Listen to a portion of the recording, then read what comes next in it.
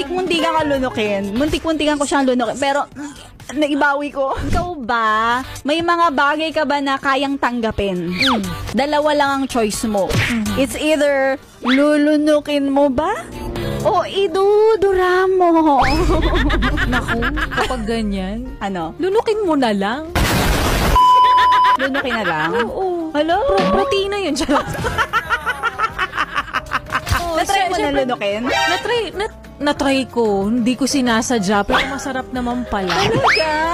Oo, nalunok ko. Ikaw ba na-try mo ng lunukin? Sa pagkakaalala ko, yung huling ginawa ko yun, Parang parang nasuka. muntik-muntikan ka lunukin. Muntik-muntikan ko siyang lunukin. Pero, naibawi ko. Naibawi mo.